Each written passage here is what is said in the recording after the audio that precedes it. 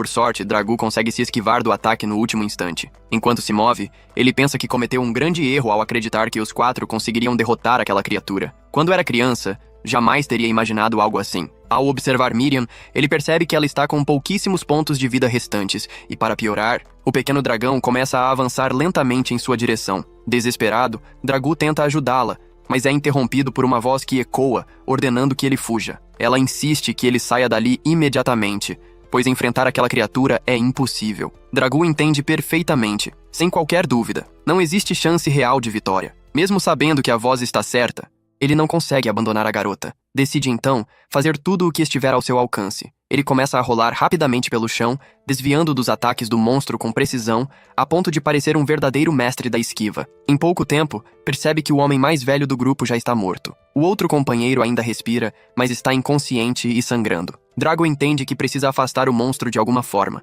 Sem perder tempo, ele avança, rolando e atacando para provocar a criatura. O dragão, que de pequeno não tem nada além do nome, se enfurece e começa a persegui-lo. Pelo menos era isso que Dragu esperava. No entanto, o monstro ativa uma de suas habilidades, causando um enorme terremoto que o deixa completamente imobilizado. Dragu reclama, percebendo que aquele miserável é forte demais. Cheio de raiva, ele desfere um golpe com o punho envolto em chamas. Mas o dragão simplesmente ativa sua regeneração, recuperando todos os pontos de vida com extrema facilidade. Nesse momento, Dragu entende que não há mais nada que possa fazer ali. No fim, ele decide pegar Miriam e fugir do local. Não há como salvar todos, mas pelo menos pode salvar uma vida. Ele a carrega consigo, afastando-se da área de perigo. Já longe dali, observa com preocupação que o HP de Miriam continua caindo. E se infelizmente, ele não possui nenhuma habilidade de cura. Mesmo assim, Miriam é humana. E isso significa que existe uma solução. Se quiser salvá-la, ele precisa levá-la até uma aldeia humana. Seguindo um leve cheiro característico, Dragu se apressa, mas logo percebe que o caminho está cercado por uma matilha de lobos cinzentos. Eles o cercam rapidamente, sem dar espaço para a fuga. Sem alternativa, Dragu enfrenta os lobos para afastá-los. Durante a luta, Miriam começa a abrir os olhos por um breve instante e vê de forma confusa o pequeno Dragu se esforçando contra as feras. Logo depois, ela perde a consciência novamente, enquanto a noite continua avançando. Dragu segue carregando Miriam, já no limite de suas forças. Por sorte, ele consegue alcançar a aldeia. Sem perder tempo, começa a gritar por ajuda, pedindo socorro aos moradores. No entanto, eles apenas ouvem rugidos e, sentindo-se ameaçados, atacam, ferindo-o na perna com uma lâmina. Tentando fazê-los entender, ele percebe que é inútil. Então abandona o corpo de Miriam, confiando que eles poderão ajudá-la, e foge rapidamente de volta para a floresta. Enquanto se afasta, ele compreende que quanto mais tenta se aproximar dos humanos,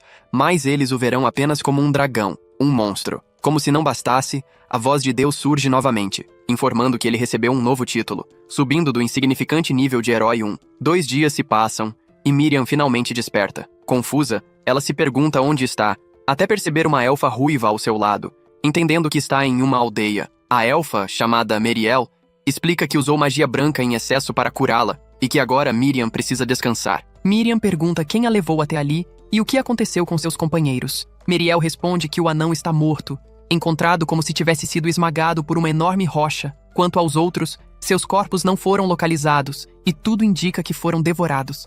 Miriam cai no chão, chorando, ao perceber que é a única sobrevivente. Ela se culpa, acreditando que poderia ter impedido tudo. Meriel pede que ela se acalme, explicando que Deus sempre fez o que quis. O importante é que agora ela está viva, graças a alguém que a salvou. Meriel conta que o anão era uma boa pessoa, responsável por afastar monstros da aldeia e servir de exemplo para as crianças. Porém, certa noite, ouviu comentários na taverna dizendo que ele jamais derrotaria um dragão de pedra. Ofendido, ele decidiu provar o contrário, praticamente se matando por orgulho. Por causa disso, arrastou GR e Miriam para formar um grupo, aproveitando-se da ausência de Meriel e alegando falsamente que tinha sua permissão. Miriam sabia que Meriel os havia alertado para não se aproximarem do dragão, mas acabou cedendo à pressão e ao sentimento de culpa. Ela conta que aceitou acompanhá-los apenas com a condição de recuar caso a situação se tornasse perigosa. Infelizmente, as coisas não saíram como planejado. Meriel afirma que o anão morreu por causa de seu orgulho e parabeniza Miriam por ter sobrevivido a ferimentos tão graves.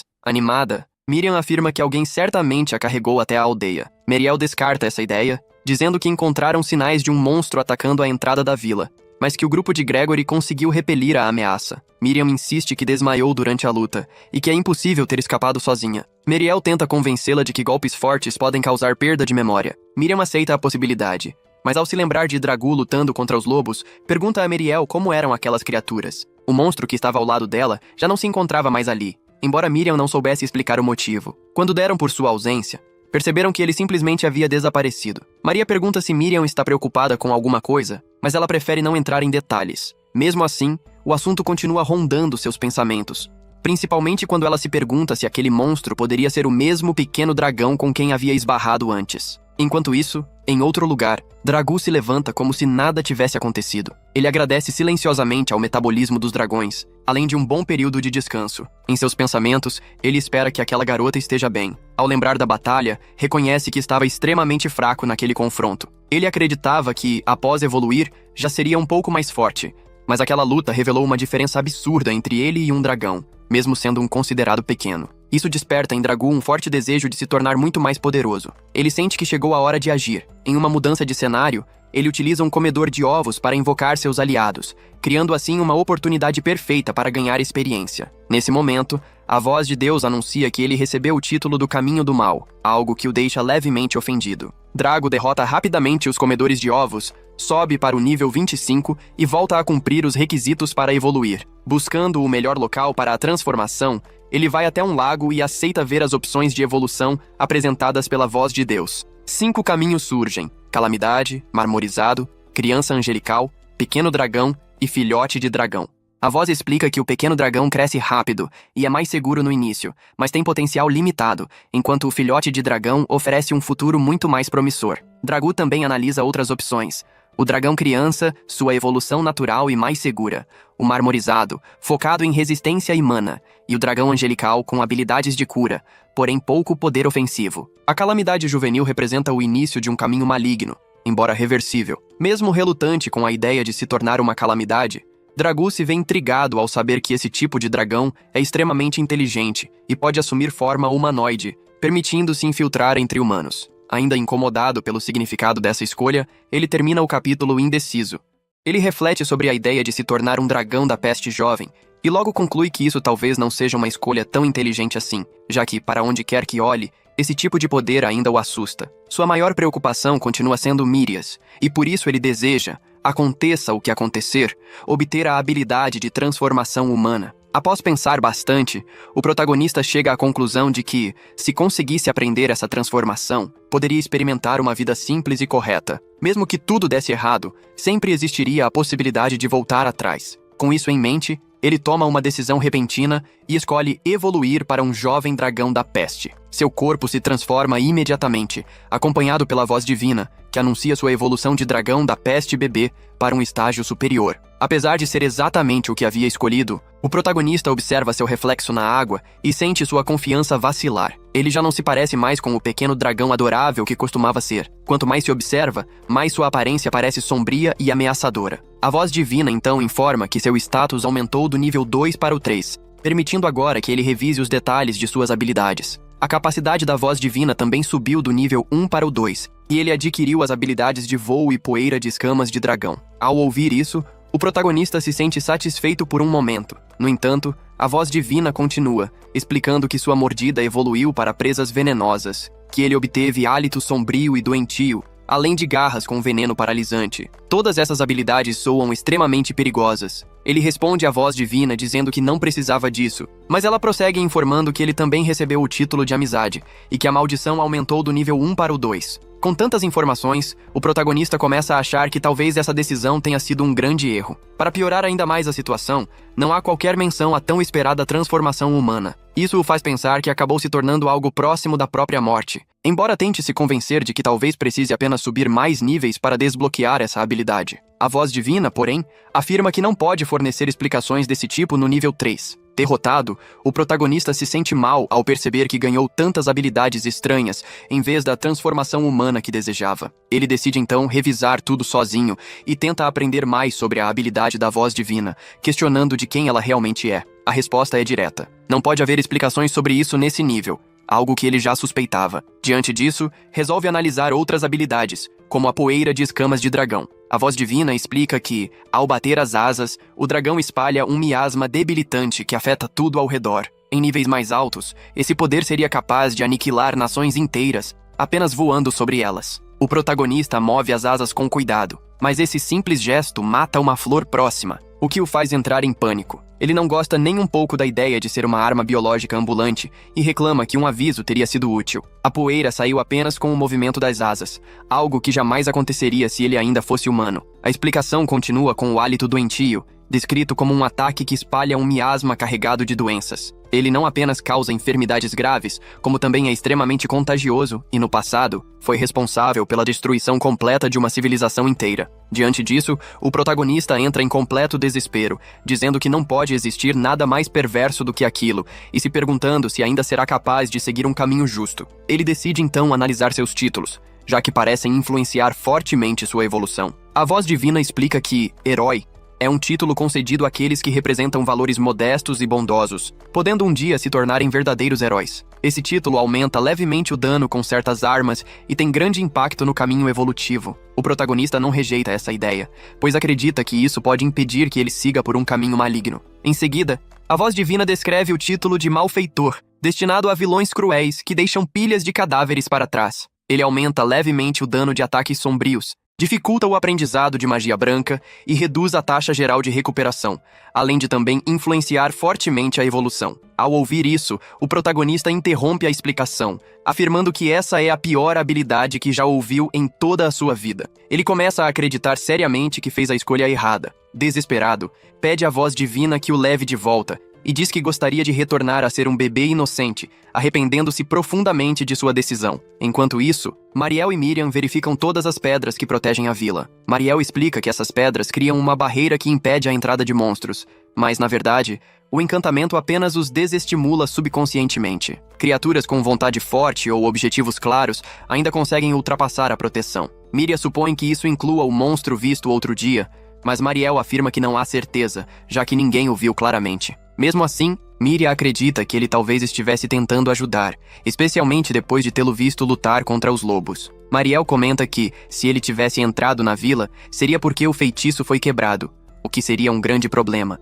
mas também indicaria que ele poderia voltar. Por isso, decidem avançar para o próximo encantamento e verificar se está tudo em ordem. Após concluírem, Miriam pergunta se pode aprender mais sobre monstros, mas Mariel observa que ela anda estranhamente obcecada por eles desde o incidente. Miriam confessa que não consegue tirar da cabeça a sensação de ter sido salva por um pequeno dragão na floresta. Mariel a interrompe imediatamente, perguntando se ela estaria desenvolvendo sentimentos por um monstro. Miriam nega rapidamente, embora hesite por um breve instante. Apesar da insegurança, Mariel decide explicar mais sobre os monstros. Ela diz que eles podem evoluir para diferentes formas, ficando mais fortes a cada evolução, o que acontece ao caçarem outras criaturas. Eles sobem de nível, assim como os humanos, que também possuem níveis próprios. Miriam comenta que os humanos também podem evoluir, aprimorar suas habilidades e subir de nível ao acumular experiência. Mariel confirma e explica que, no caso dos monstros, cada espécie possui um limite máximo diferente. Quando atingem esse limite, eles evoluem para uma forma superior. Esse processo se repete várias vezes, e com o passar do tempo, os monstros assumem aparências cada vez mais poderosas. Miriam diz que é difícil acreditar que as pessoas do passado conseguiram compreender a verdadeira natureza dos monstros. Mariel, então, pergunta do que ela está falando, já que essa explicação havia sido dada anteriormente e o acontecimento citado ocorreu há apenas 11 anos. Miriam admite que não se lembra de nada disso, pois na época tinha apenas 5 anos e ainda conhecia pouco o mundo. Mariel concorda que ela está certa, e Miriam comenta que era tão pequena que precisava olhar para cima para enxergá-la. Mariel lança um olhar irritado em resposta. Miriam rapidamente percebe que tocou em um assunto delicado, já que Mariel é sensível quando o assunto é sua altura. Mesmo que isso provavelmente seja verdade, Mariel nega e muda completamente de tema. Ela explica que, de tempos em tempos, surgem pessoas especiais capazes de ouvir a voz divina, que compartilha informações sobre monstros, níveis e outros assuntos semelhantes, como acontece com heróis ou santos. Foi graças a essas pessoas que esse conhecimento se espalhou, e não por simples tentativa e erro. Os monstros lutam para sobreviver, ganham experiência e buscam evoluir. Em outras palavras, todos eles são impulsionados a buscar poder e se tornar mais ferozes. Mesmo que aquele dragão tenha salvado a vida de Miriam, na próxima vez que seus caminhos se cruzarem, ele terá evoluído para algo muito mais perigoso e voltará às suas presas e garras contra ela. Miriam tenta dizer algo, mas para no meio do caminho. Mariel a alerta para não criar expectativas estranhas em relação aos monstros. Eles são a personificação do instinto de luta, e isso os torna incompatíveis com humanos. Miriam não tem outra escolha senão aceitar essas palavras, pensando que até mesmo aquele pequeno dragão que a salvou um dia irá mudar ao evoluir. Enquanto isso, o protagonista decide subir de nível o mais rápido possível e retornar ao caminho que escolheu. Afinal, ele pretende se tornar um herói, não um rei demônio. Para começar, ele quer aprender sobre a transformação humana e ir até a cidade, pois deseja vê-la novamente, especialmente Miriam. Sem perder tempo, ele passa a procurar monstros mais fracos ao redor para ganhar experiência rapidamente. De repente, andar se torna difícil. Ele percebe fios envolvendo seu corpo, impedindo qualquer movimento. Nesse instante, nota a presença de um enorme monstro atrás dele, mas não é o tipo de aranha que ele imaginava. O protagonista checa rapidamente seus atributos e descobre que se trata de um taranturote extremamente forte. Ele entende que não tem chances de vencê-lo agora, mas antes mesmo de tentar fugir, a aranha dispara sua teia. Imediatamente, ele usa seu hálito de dragão bebê para queimar os fios, mas acaba incendiando o próprio corpo no processo. Enquanto rola pelo chão tentando apagar as chamas, a voz divina anuncia que ele adquiriu resistência ao fogo. Assim que consegue se levantar, ele avança rapidamente para verificar quanto dano causou à aranha. O Taranturote ainda possui 62 pontos de vida de um total de 78, o que mostra que o ataque não foi tão eficaz quanto ele esperava. Sem muitas opções, ele decide usar suas garras, ativando pela primeira vez a habilidade de garras venenosas e paralisantes. Após atacar repetidamente, ele recua e confere seus próprios status, percebendo que agora tem apenas 42 pontos de vida. O estado do Taranturote indica exaustão leve, paralisia parcial e fúria total, o que definitivamente não é um bom sinal. O protagonista não entende como isso é possível, já que a aranha ainda tem metade da vida restante. Ele percebe que apenas piorou a situação, decidindo que precisa sair dali imediatamente. Enquanto o monstro ainda está parcialmente paralisado, ele usa sua habilidade de rolar para escapar. No entanto, a paralisia desaparece rapidamente, e a aranha enfurecida começa a persegui-lo. Nesse momento, ele se lembra de que pode voar, mas suas asas pequenas não permitem ir muito longe. Ele fica confuso por não conseguir realmente voar, o que indica que seu nível ainda é baixo. Sem tempo para pensar, ele usa novamente a habilidade de rolar para fugir. Após 10 minutos inteiros rolando sem parar, a aranha continua atrás dele, sem demonstrar qualquer sinal de cansaço. A voz divina informa que a habilidade de rolamento subiu do nível 2 para o nível 3. Isso lhe dá um pouco de esperança, e ele começa a acreditar que pode sobreviver, já que agora está mais rápido. A voz divina então anuncia que ele recebeu o título de Frango Corredor. O protagonista pergunta imediatamente se isso significa que está sendo chamado de covarde. Ele esclarece que enfrentaria a aranha se tivesse alguma chance de vitória,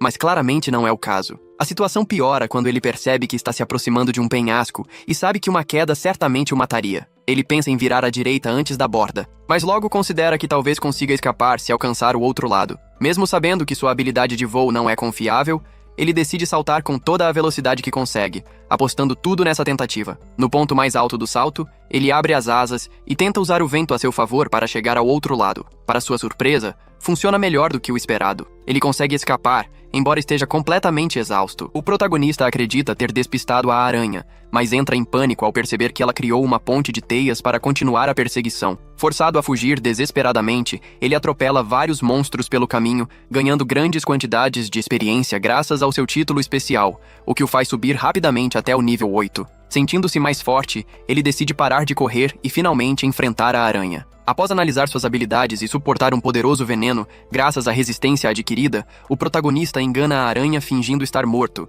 e a derrota com um ataque decisivo de cauda. A vitória o leva diretamente ao nível 14, além de desbloquear novas habilidades, embora a tão esperada transformação humana ainda não apareça, o que o deixa frustrado. Exausto, ele encontra uma caverna e decide usá-la como base. Lá, prepara uma refeição improvisada com frutas estranhas que melhoram o sabor da carne, o que acaba lhe rendendo inesperadamente o título de Senhor Chefe. Apesar de satisfeito, ele reflete com amargura sobre sua aparência monstruosa e o fato de agora ser visto como inimigo da humanidade. Enquanto isso, na aldeia, Miriam fica preocupada ao saber que duas figuras foram vistas perto de um lago. Mesmo querendo sair em busca delas, é impedida por Mariel, que decide pedir ajuda à guilda. No dia seguinte, o protagonista acorda recuperado, mas estranhos problemas surgem ao tentar ver seu próprio status. Após uma dor intensa, sua habilidade evolui novamente, embora sua visão permaneça turva, encerrando o episódio com mais mistérios sobre sua nova forma.